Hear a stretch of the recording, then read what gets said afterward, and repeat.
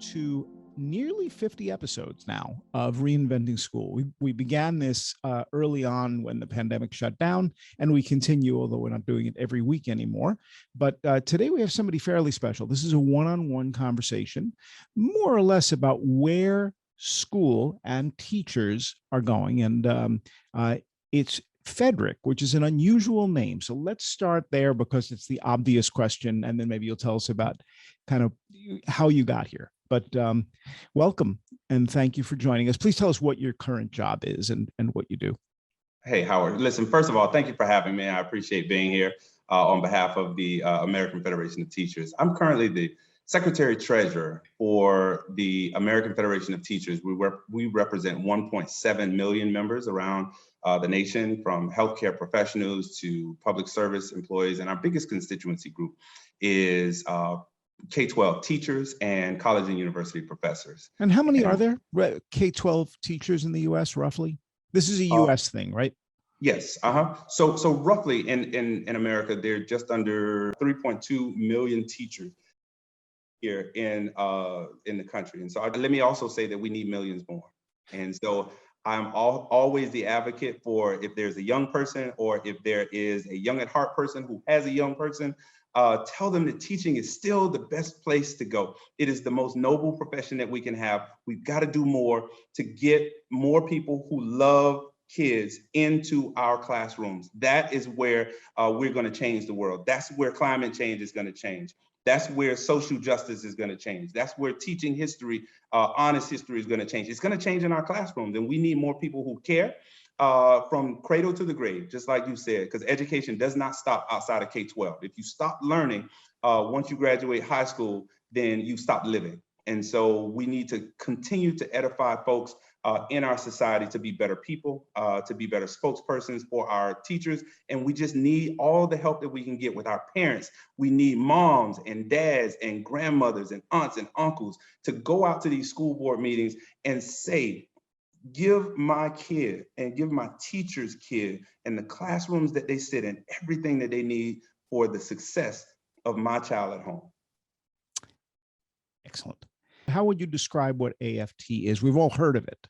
So AFT is a union. We are an advocacy group, and we strive to make public policy better for our teachers. We obviously deal with bread and butter issues of teacher pay, funding of schools, better working conditions, of course, educational policy, all of those things that impacts directly our not only our jobs, but our teachers. And what we always say is our students' learning conditions are the teachers' working conditions.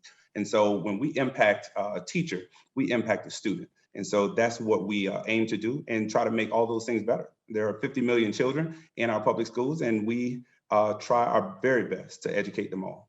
Is there a second teachers union as well? This is always a little confusing. There is. This is the National Education Association.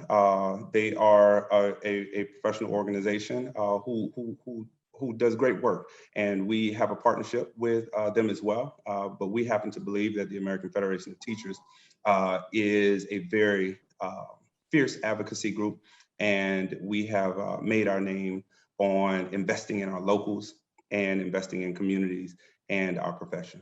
What's the difference? What do they focus on? I don't speak for the NEA, Okay. but I will tell you that the American Federation of Teachers is a federation of locals. And so what we do is try to make sure that we impact on the ground activities all the time.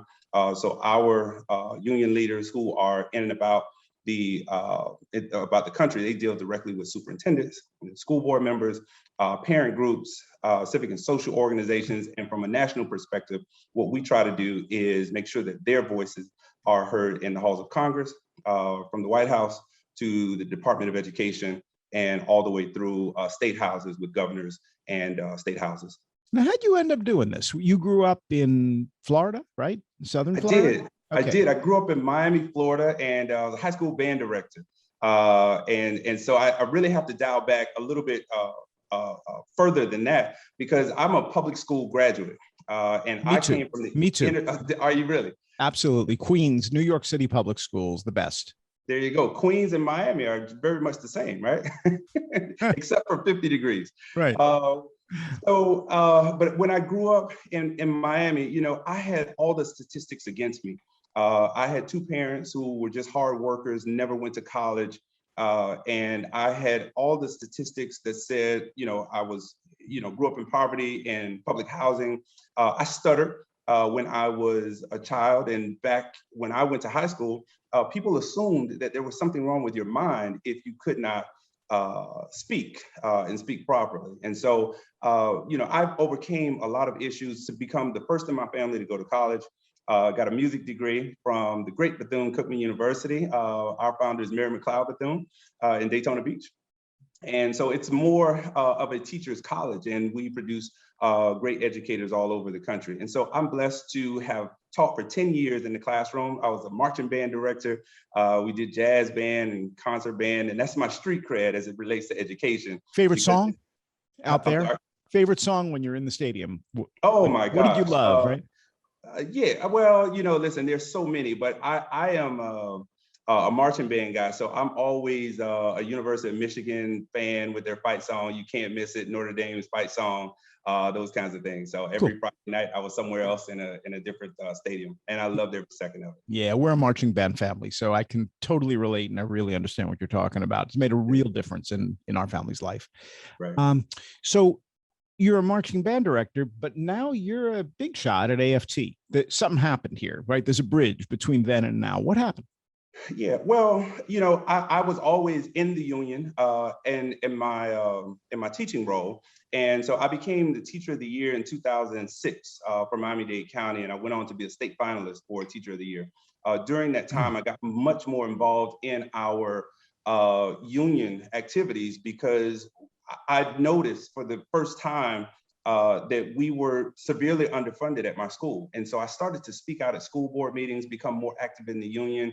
I ran for office, became secretary treasurer at my local, became president in Miami-Dade County. And you know, the story goes off from there. But during the time in Florida, we had high stakes testing. We had governors who touted themselves on being education friendly. And in my best opinion, they were not. And so we had a myriad of those people come along. And so I thought it best for me to become a teacher advocate as opposed to a teacher in the classroom. There's a lot of people who are active union people locally, president of this or that chapter. But you're in Washington, D.C. now. You're in the bigs. So talk about the selection process. Talk about your desire to do this and how you ended up there. So this is not something that you go to school for. I never thought that I would become a union leader on a national level or state level or local level. I simply wanted to teach kids. But when I saw that I was being obstructed through no fault of my own, this was the outlet for me. This was the outlet so that I could go out and actually make change and actually still do for kids and do for families and do what I wanted to do, which was teach music. And I wanted to do it for my colleagues at that point. And so it was a natural, you know, fit for me. And then I kind of, you know, had some success as a union leader locally, and then as, you know, the leader of our state organization. And then I had cultivated my relationship with Randi Weingarten, our president. And she tapped me to become Secretary Treasurer after our longtime Secretary Treasurer, Loretta Johnson, who really was a staple in the labor movement and in education itself. And so I'm ever grateful to be the Secretary Treasurer. When you were a kid, were you envisioning you would become a teacher, a music teacher, a union leader? Like what do you look like when you're in 7th grade? So I always believed that I would teach music probably since the 6th grade. And I'll tell you a quick story. My mom bought us tickets to see, his name escapes me now, the famous soprano saxophone player. And it escapes me. And so anyway, I saw this young man, Kenny G, I'm sorry. And so when I saw Kenny G, I knew that I would do something in music because it was like magic. I saw this gentleman and he was playing his instrument and I knew that I had that talent to do that. And so I thought either I would perform all my life or either I would become a music teacher, because the most special teacher for me was my high school band director. He taught me that I could be more than what I saw. And he encouraged me to go to college way back when I was in high school, when no one else really gave me a shot. He was the gentleman who really tapped me and told me that I had some potential that I should explore, and I do it in college and university. And so that's what I did. And so that's simply what I wanted to do. But again, I came from a family that did not come from a college pedigree, that did not come, my older brother never went to college, my mom, dad, uncles. I was the first. And so it was a big experiment for us. And so from that, now we have second and third generation college and university graduates. Very cool. So without lingering too much, it's been an interesting year or so, hasn't it? When did you start? Did you start during the COVID thing or before? So I started in the middle of COVID, September 1st, 2020. Okay. And yeah, this has been quite a ride. What I always tell people is no matter if you've been in education 1 year or 40 years, you've never seen anything quite like what we have going on right now. Yeah. Where we are, asynchronous learning, where we have hybrid learning, where we have virtual school, where to be in class or not, to have classes disrupted in the middle of the year. So for the first time ever, well, within our lifetimes, closed school nationwide. That has never happened in our lifetimes before, probably in 2 lifetimes. And so those kinds of things, and then to restart, to actually get it going again, and then the fits and starts because of COVID and the variant and the masking issues and vaccinations, all of those things, all of the social constructs of community have directly impacted education and what we are doing right now. So here we are now. What have we learned from this direct experience that ends up being useful longer term? And be as specific as you can. Well, I think there are a couple things. One is health and safety is obviously job one. You want your kid to go to school and come home the same way that you brought them. Regardless of math, English, or science, or music, or dance, it doesn't matter. You want them healthy when they come back home in the same manner that you took them to school. And so that health and safety priority has really risen its head in our public schools, where we have always known that we needed more nurses in school, where we needed to have a community structure in school, where we could deal with, at the time, pre-COVID, deal with dentists in the school, deal with kids who couldn't see, the chalkboard in school. And so now those health and safety issues have really evolved themselves into what HVAC systems look like, making sure that we have proper ventilation in our classrooms, ensuring that we have proper cleaning and cleaning materials and clean water in our schools. That's the first lesson I think that we need to take from this and move forward, because that health and safety cannot be replaced. You want your kid healthy and safe. And we want our teachers healthy. Academic things. We want our teachers healthy and safe too. Oh, well, it's hand in hand. I always tell people that the classroom is a 50-50 deal. The kids can't do it without the teacher, and the teacher certainly can't do it without the kids. So when you fight for better HVAC, and I did a little bit of that locally in one metropolitan area, people looked at me and said, well, you don't understand, because you see, we really need the power block in the front and the power block in the back of the school. And we're just not wired that way because it was originally set up in 1943. So we'd have to really take the city grid apart in order to be able to service that particular area. Also, the walls are not set up so that we can get in there. So we'd have to really do a lot of, and I'm listening to this in a public school. Principal is laying this out for me. I'm adding the question not only about ventilation, but acoustics, because I'm standing in the classroom in different positions, and in about half the classroom, I can't hear what the teacher is saying. And I know something about acoustics, and certainly what I learned by walking into multiple classrooms is this is a nightmare. So it's not just HVAC, it's flooring, it's all of those things. So how do you fight that fight? Do you do it school by school? Do you do it HVAC system by HVAC? Do you get the funding overall from the state? Is this part of the infrastructure thing? How does this happen? Yeah, so Howard, let me just, break it down from our vantage point. What we've been saying for years, for decades, is that we need a reinvestment in our public schools. We can't continue to defund our public schools. We can't continue to underfund teachers and resources. And part of that resources is the infrastructure. The infrastructure of our schools is such that 50% of our schools are over 75 years old in the country. And so we need to work on the infrastructure, just like we work on roads and bridges and our seaports. We have to work on our schools. And why should schools be first? Because they carry our most precious commodity. This is, we send our best little Johnny and best little Susie to school. If we had a better one, we'd send that one, but we don't. It's everything that we have. And so if we're going to send everything that we have to our schools, why wouldn't we, as a society, say, you know what, we're going to put every single ounce of resource that we have to complete the entire cycle of education, which has to deal with the physical plant first. Okay, so two questions with that. One, I understand there's something going on with infrastructure at the White House and Congress this week, next week, whatever. Yeah. So does that mean you won? Does that mean you get the money? Does it vary state by state or by zip code or property tax or whatever it is that we're using as a measure? So is this a win or is this a hope in the future? No, I think it's definitely a win, but there's always a but in the democracy because there's always two schools of thought. So we have an administration who is going to give billions of dollars, not give, but who is going to allocate. Thank you. Who's going to allocate billions of dollars into K-12 funding, into roads, into bridges.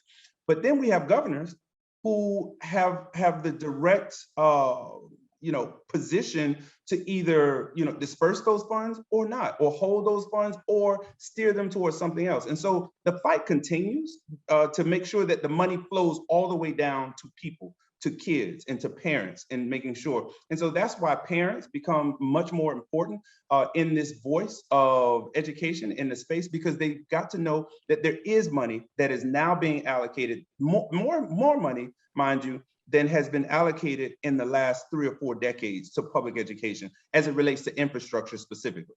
And so we need that money to help do some of the things that we just talked about. So are you familiar with a book called The Sum of Us All? Of course. Okay. So we know what's going to happen because we've seen this movie over and over and over again. Mm-hmm. The money is going to go to the same places the money always goes to, and the money's not going to go to the same places that it doesn't. And it's going to be race driven. I hope not, but that's been our history. And if it turns out that it's going to be a good thing for African Americans, for Latinos, then the white people say, we don't want it either. That seems to be the way the book is put together, because we don't want to rise. We don't want everybody to rise up. Right.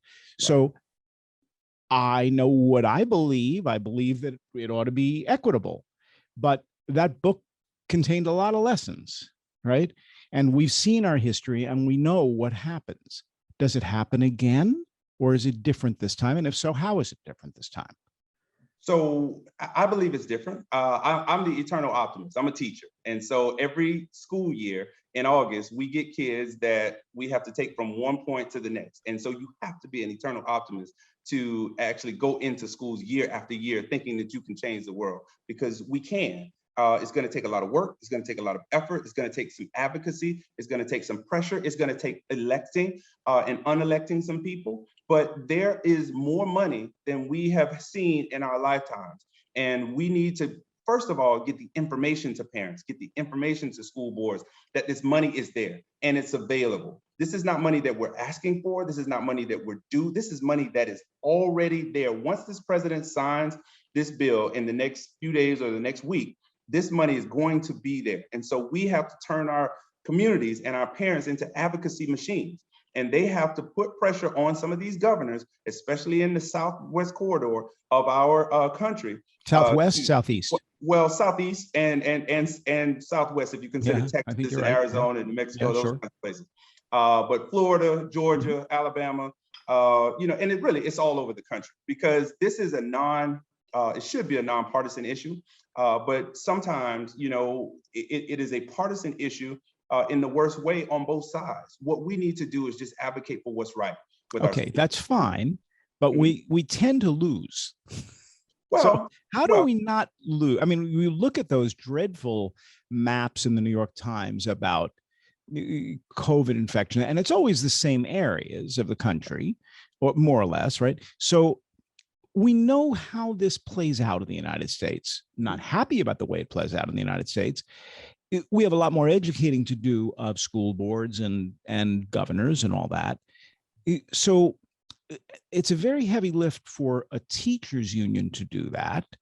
Who else is locked arms with you? How do you build coalitions so that this gets done? Because the forces of it not getting done are so strong. Yeah, well, I'll tell you what we did here in Florida.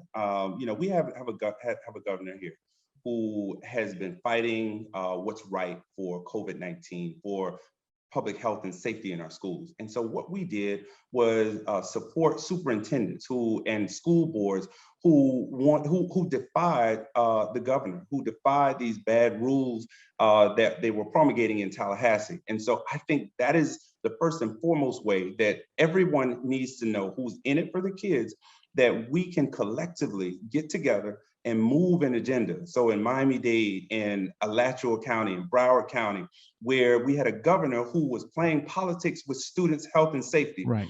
We had a coalition that developed that we had not seen before between superintendents and teachers unions and parents and school board members that said, no, what's right for these kids is to have a mask. That's what the science says. And so we need to do the same thing with finance and infrastructure and ed policy and testing and all of that. And so I think we can do that. And that's why I think this is different, Howard, because we've never seen anything quite like this, where we've got so much division out there that it is almost awaiting a proposition to get together and collaborate and show some strength and unity. This divide that we haven't seen anything quite like this probably since 1968, in the early 60s, where we've seen political and social divides so heavily that people are resorting to violence. People are doing all kinds of things out there. They're going to school boards and they're really reeling in terms of what they think about this or that. And so this is a time where if you have a message of unity, if you have resources that you've never had before that are already allocated, and if you truly believe in kids and schools and teachers, then this is the time where we really need to link arms and move forward. So look, this also happens to be, because people will watch this later on, right? Sure. So this also happens to be the time when the Glasgow summit is going on. Sure. And we're seeing a real generational divide as young, New York Times this morning, primarily female, people say under 25, are simply saying what you guys are doing, you other generation, you other people, is not even remotely acceptable. Right. The change is very necessary. Now, what's interesting about that is this is a very empowered youth movement that's well organized and global. And we haven't seen that since the late 60s and maybe early 70s in Vietnam in any meaningful way. If that's so, and they're right, then we probably need to be paying more attention to climate change. They probably need to have people learning more about it. And yet, when I look at a science curriculum, climate change certainly isn't 50%. Climate change is maybe 2%. When I look at the overall curriculum, we're not spending a whole lot of time on personal health. We're not spending a whole lot of time on public health. And there are so many other subjects, global, being a global citizen, all of that. That's not what schools do. It's not what teachers do. Teachers are told what to do to a certain extent. Teachers are also led in directions, some of which maybe from a school board that's trying to do something politically, sometimes on their own, sometimes because they're really believers in a green movement. So you're representing all of them. Mm-hmm. And we like the idea of having choice in here, but we also have a big agenda for the 21st century that the kids really need to understand, because we've made rather a mess of it. Mm-hmm. A lot of questions packed in there. You want to just comment and we'll take it apart? Yeah, so let me first comment on Glasgow. The AFT has a big international footprint, and let me tell you that our leader, in fact, my successor in Miami-Dade, Carla Hernandez-Matz, is in Glasgow right now representing the AFT.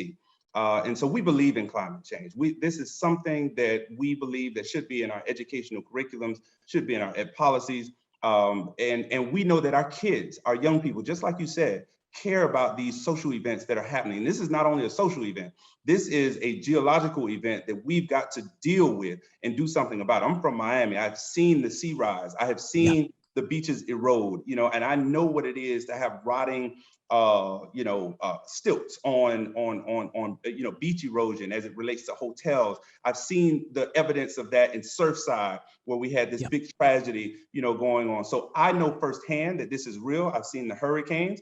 We've dealt with the fires in the West, in Arizona. We've dealt with hurricanes in New York City and New Jersey. And it's only the beginning.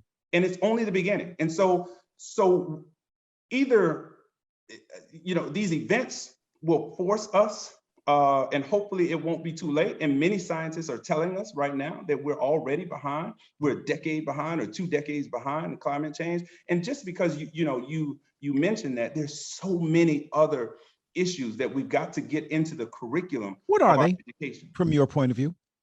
I'm sorry? What would they be from your point of view? If you had to give me a list of some of the top hits.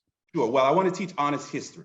That's the first thing. I want honest history to be taught in our schools. The good, the bad, and the ugly. This is our America. This is a country that I love. I'm a 5th generation American, but I want my kids and other kids to learn the social value of everything that we've done right and everything that we've done wrong, so that history does not repeat itself, and everything that we can do. And so I start with teaching honest history, all of it, the good, the bad, the indifferent. There are some things that I'm not proud of in the African-American space, but that doesn't mean that it should not be taught, because history is what it is. It's fact, and we can't make it up, and we can't take parts of it and leave parts of it.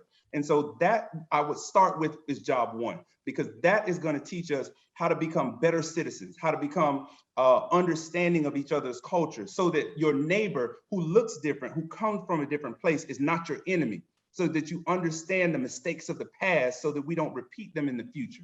So I start there. 2, health and safety is another. I think that is something that we have got to teach our young people about. We got back into the basics with the pandemic. Wash your hands for 20 seconds.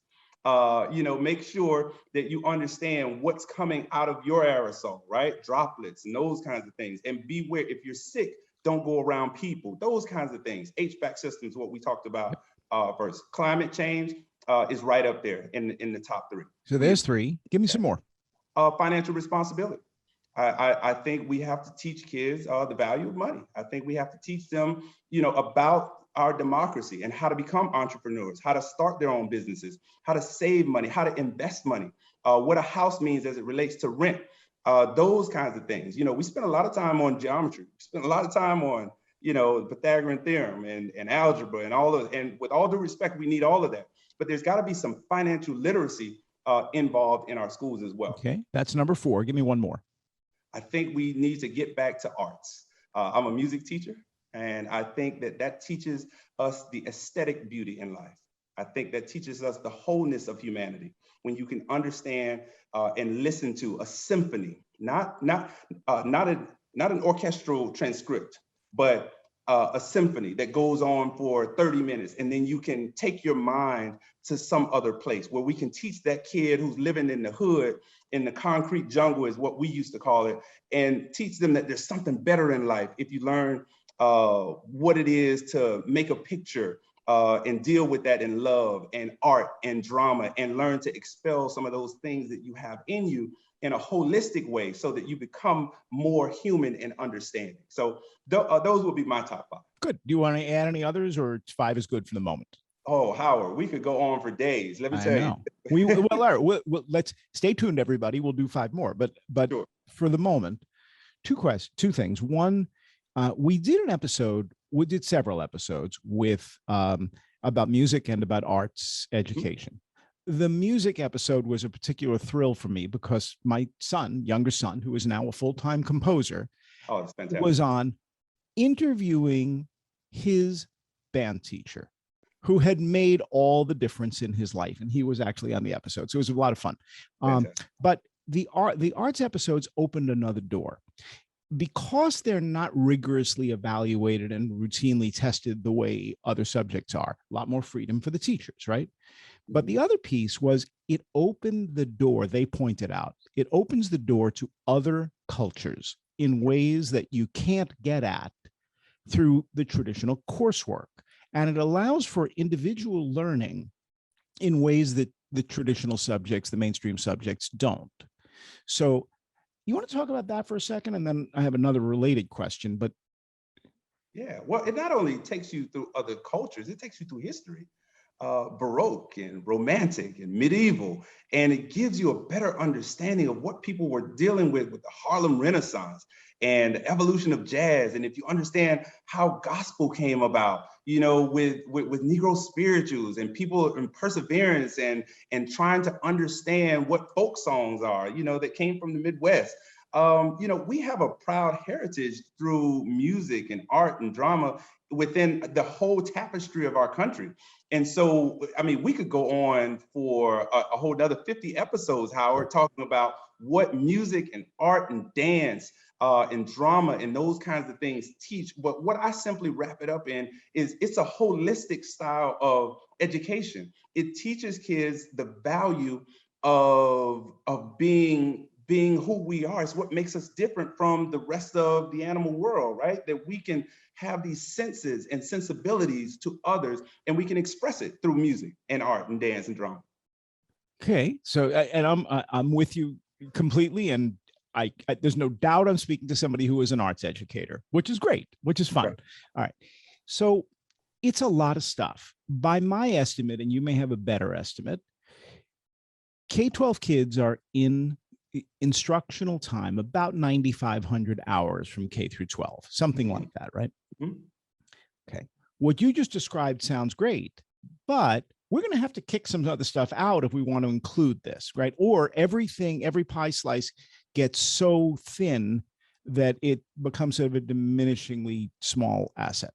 So if we're going to teach financial literacy, we'll pick one that's not too controversial or too heated. Are we blowing up a third of the geometry curriculum? Like, how do we find those out? Math is already at about 1,200, 1,500 hours out of that 9,500. So if you add financial literacy, it's probably another 500 hours, at least 300. Mm-hmm. Probably not going to do that because we're starving the other subjects, including health and all of that. So if we were to cut back math, or like, how do you do that? And you represent a whole bunch of math teachers, right? Mm-hmm. So how do you have the productive conversation with them? Because of course they're going to want to be protective of everything, as they were in the episode we produced about math. It was a little bruising for me. Sure. Because I challenged it, and it's like, yeah, don't mess with math teachers. So go ahead.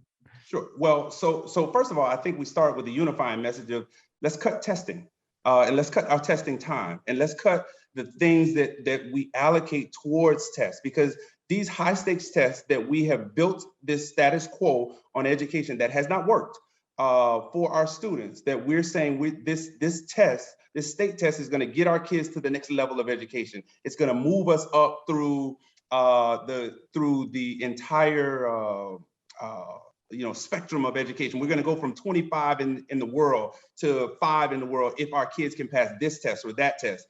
That's not what education is about. Education is about the magic that happens between a student and a teacher. When you take away that teaching time, then you do damage to what we can actually teach. So you said 9,500 hours, and I'm just going to give you a guesstimate on this.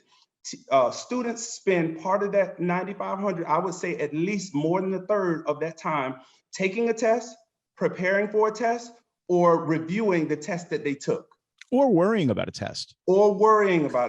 So that to me is taking the teaching time out of education. And if we can start there, that says that there are all kinds of metrics that we can use if we want to test our kids or assess our kids. Listen, teachers are not afraid of tests. We invented tests. That's what we do. We know how to assess and benchmark our kids, but give us the time to either give them a portfolio, give us the time to either give them an intern or give them some practical experience in a college or university and sit them through a class or course or two so that they can actually figure out if they know this or not. And we can create that paradigm shift for education as we move through spaces and time without having the benchmark of a high stakes test that's either going to keep a kid back or promote a kid forward. That's not what we should be doing. So we can start there.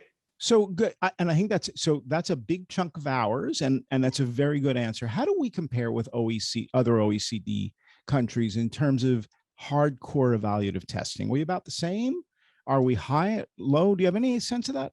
I do. We are actually testing in the top 10% of all industrialized countries.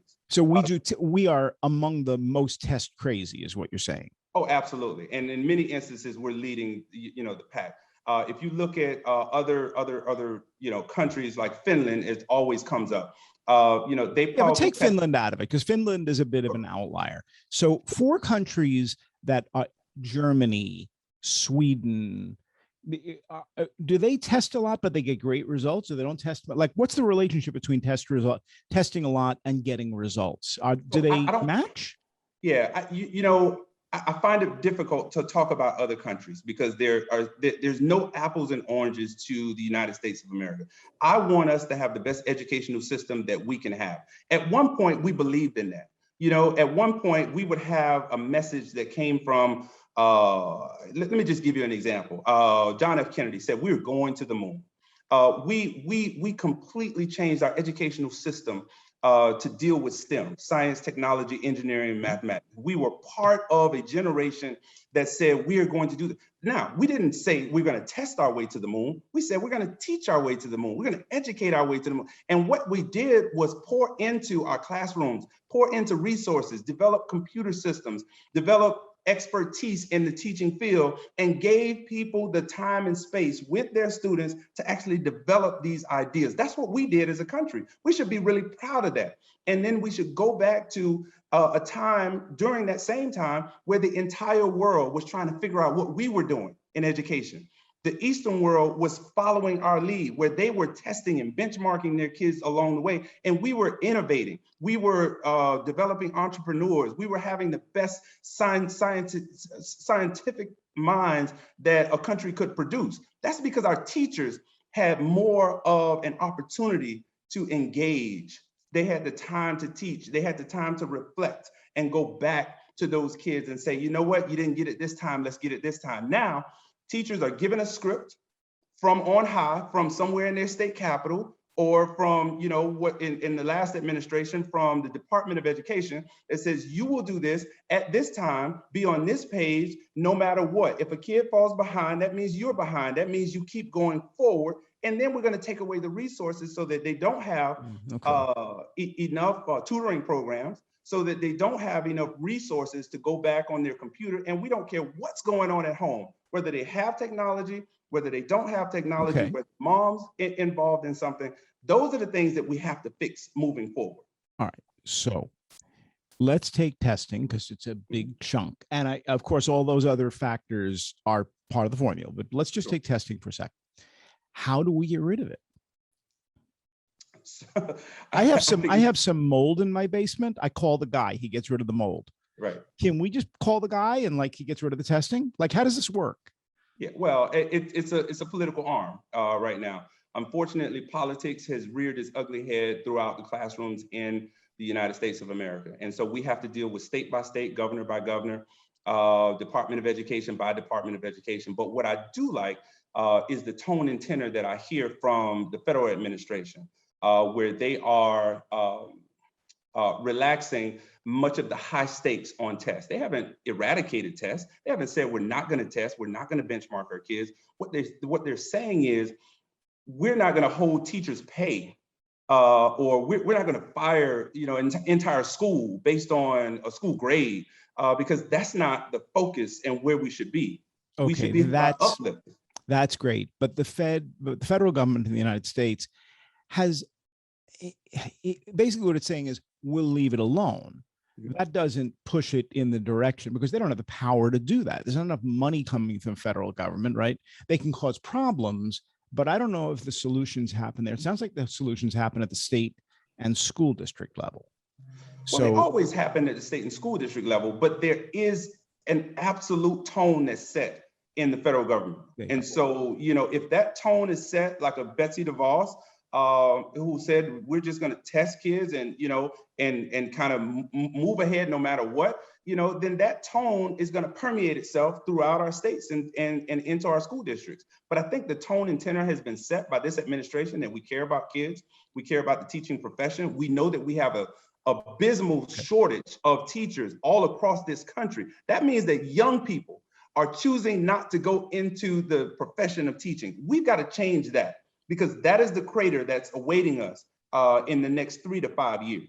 And that's because there's not enough money in the profession and not enough respect in the profession, and the facilities aren't as good as they should be, and there's a lot of control, sort of those kinds of issues, right? So if that's true, we got to pay people more in order to attract them. Retention is an issue. Retention is not an issue that is evenly spread across all races, right? I mean, we have real issues in matching up student populations with teacher populations. So, and we have tremendous regional differences. So we talk about this as if the United States was one homogeneous thing, but it's not. And it's, so pick a, you're in, you guys are located officially in Virginia, right? In Washington, D.C. In Washington, D.C. Okay. So look across the river to Virginia, regardless of where you are today, because we're all in different places. So Virginia is a pretty interesting place, right? You got a lot of different, lot of different people and a lot of different cultures.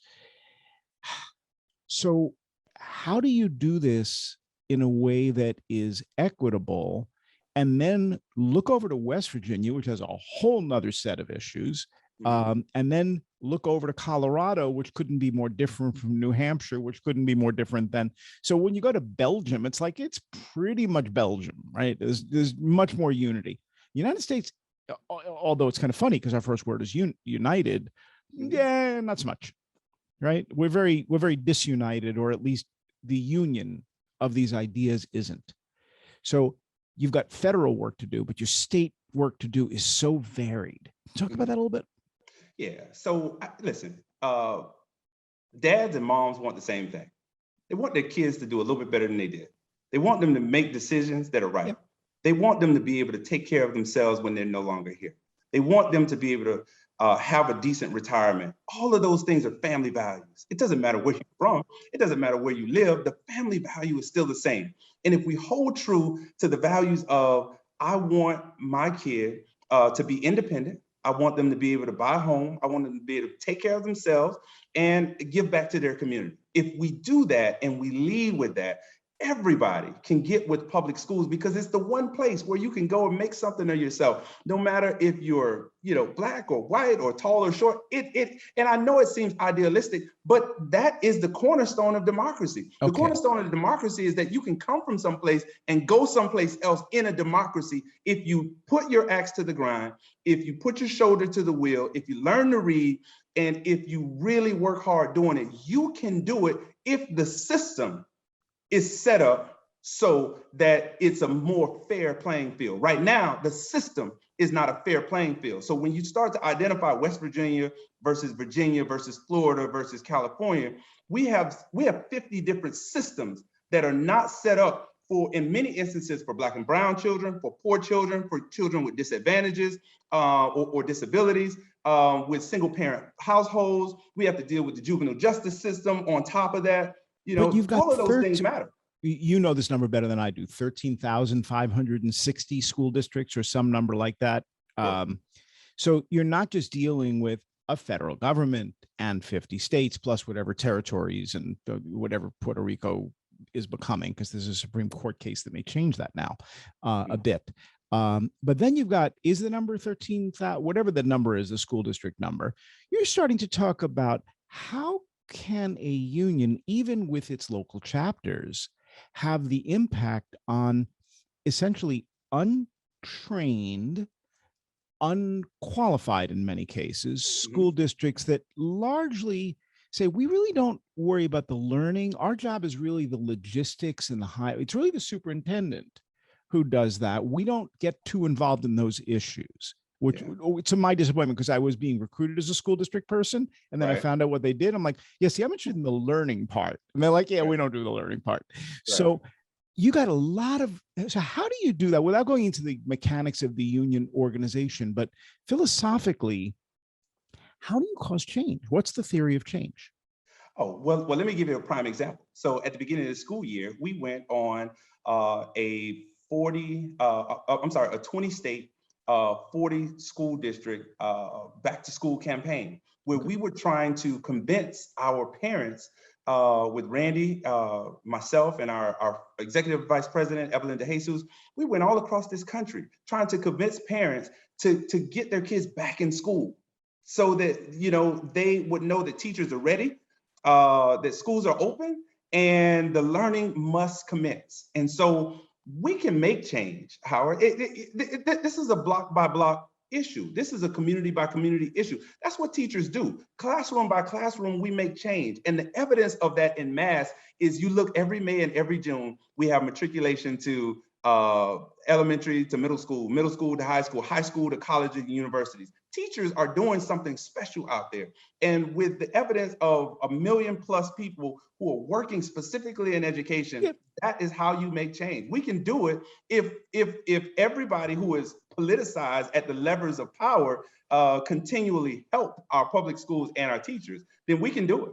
All right. We were talking before about young people and their engagement in climate change and other movements, right? So where's the American Federation of Students? So that's a good question. I would tell you that the American Federation of Students are in our classrooms. And I think you see it more and more every day, because there are courageous young people who are speaking truth to power, who are doing, these kinds of things. So I'm from Florida again. If you go back to Broward County with the mass shooting in Marjorie Stoneman Douglas, God bless all of them. But those students got together and created a March for Our Lives that, encompassed not only a couple 100,000 people in Washington, D.C., but a movement across this nation. You see students that are supporting their teachers all over, this country. Scranton right now is out on strike. Those students and those communities and those parents are supporting those teachers. So without them having a name or an institution, we're starting to hear their voices. We're starting to see their footsteps. And so those are the kinds of things that we need in order to push this in the right direction, because the student's voice is probably the most important voice, followed directly Yeah. by the parents and grandparents. And they're better educated, they're healthier, they're wealthier than we've ever had in the world, right? Mhm. So should they organize? I mean, if I'm in 9th, 10th, 11th grade, because it's great to have all these different movements, but if they're not communicating with each other and developing the proper program of advocacy and getting the right expertise and learning how the communications works and learning how influence works, is that something that you think ought to happen personally or within AFT? So Howard, with all due respect to what you do every day, I think kids are communicating much more than we give them credit for. Through their social media aspects. Facebook is old for them right now, but Snapchat and TikTok. But they're And not all of, organized. oh, I beg to differ. I think that these students communicate with each other in ways that we don't even acknowledge. There you go. Okay. Yeah, and so I think that they're probably the most socially astute kids that we've ever seen. They care about these issues and they communicate with each other. I have a 15-year-old who I know communicates on, all kinds of levels that I can never even dream of in my lifetime. And she communicates with students. She's on a volleyball team, but she has these networks with these volleyball players that are all over the country talking about now, they may not have an agenda, so to speak, but these kids care about what's going on. And remember, over the last 2 decades, these kids have seen more trials and tribulations within their school buildings than we have ever seen in our lifetimes. Mass shootings, on a level that we could never even envision in the 70s or 80s or even the 90s. These young people have seen this. And so do they care about it? Absolutely. Do they want to do something about it? Absolutely. So let's come back to what we learned. The what we learned part, we've lopped off of our 9,500 hours. Let's say that we've taken 25% back because of testing. What was your number? Was that about right? Yeah, Something like that, right? 9,500. Okay. And I'm going to say that ain't enough, right? I think we need, if we're going to do the list, and we'll come back to your list of 6 through 10 in a second. If we're going to do that, we probably need to cut the current stuff in half. Where are we getting the other 25%? Especially if we're going to teach real history, which means multiple points of view, because a lot of this doesn't have one linear path. If we're going to discuss the causes of the Civil War, it's not going to be a list, it's going to be a matrix. And it's not going to be a matrix, it's going to be a mess, because there's so many different issues. So you can't do that and do everything else on the list unless you make everything very small, and then it becomes unimportant. So how do we cut the rest of it without destroying school and teachers and their backgrounds? Like, how do you do that? Yeah, so Howard, I think we get caught into teaching students about our past as it relates to education instead of teaching them about their future as it relates to education. I think we can do both.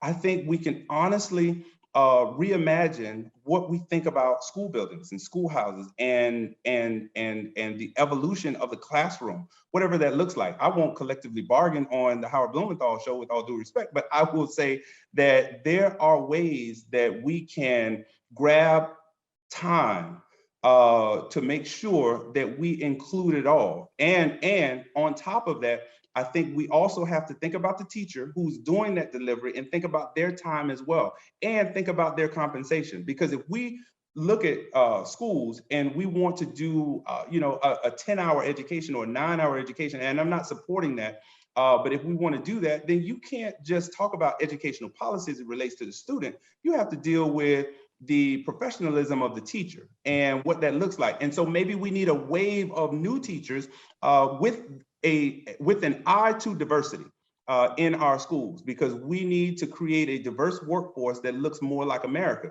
And so that is part of the issues that we're having in our schools, especially in certain craters of the country. If we do that and we deal with that, then I think we can possibly, fit it all in. And if we look at summer and deal with summer in a different way, right? There are 2.5 months there. First of all, you got to pay teachers. You want them in schools. Teachers will teach. Teachers will do. Teachers understand what responsibility is. And we're in the 21st century. Maybe it's time for us to relook, reimagine, rethink, refocus on how we deal with our classrooms. But we simply won't do it just hoisting more responsibility on us without thinking about the professionalism of who we are and what we expect and the respect that we deserve. Cool. Well, we promised 6 through 10, right? So what did we have so far? Let's see if we can remember together. We have financial responsibility, sure, health. What else was on that list? Oh my goodness, arts was arts, obviously. right? Let's see. Well, let me just kind of move forward a little bit. Yeah, please do. Yeah. So I think we've got to deal a little bit more with mental health. And I think mental health, and I don't want to put this in a particular order because I don't want to upset mental health counselors, right? Because right now, given everything that we have, we need to be dealing more with mental health. And do you mean well-being education more broadly? You don't mean just the problems, you mean making everybody more resilient. Absolutely, absolutely. But with the eye of having more counselors in our schools, with the eye of having more people and more time for students to kind of talk out what is going on and some of these, issues that they're having. I think we need to deal with physical education, which is another thing. When you deal, and not only physical education as it relates to outside and PE, I'm talking about nutritional value. I'm talking about what are you putting in your body? How do you respect the fact that you only get one of these, sacred spaces, and how do you, deal with that? And by dealing with that, then we deal with the healthcare. And with how you're actually going to present yourself as an adult. So those kinds of things. So I think that's 2 more, right? That's mental health. I think we're doing pretty well. Anything else occurs to you? It doesn't have to be exactly 10, right? Right. Yeah. I think we can keep going. And then and so finally, I will just say I don't necessarily know that this actually fits in a category, but I think what we used to call humanities. Mhm. To me, and I know this is not the academic definition, but the humanity I'm talking about is Frederick respecting Howard, Yeah. understanding that you have a family, understanding that I have a family, and how we can all get along in the greatest country on earth, and how do we promote one another without putting each other down? How do we differ in our opinions, politically or otherwise, without becoming difficult towards each other? That's the humanity space I'm talking about. And so I think we need to do a little bit more of that. And I think that will edify all of us a little bit more. Oh, you know it. And then, by the way, there's all those people who aren't in school, which turns out to be 75% of the population of the world, right? You're over 25, good luck to you. Go watch some TV, play Right. with social media, maybe you'll learn something.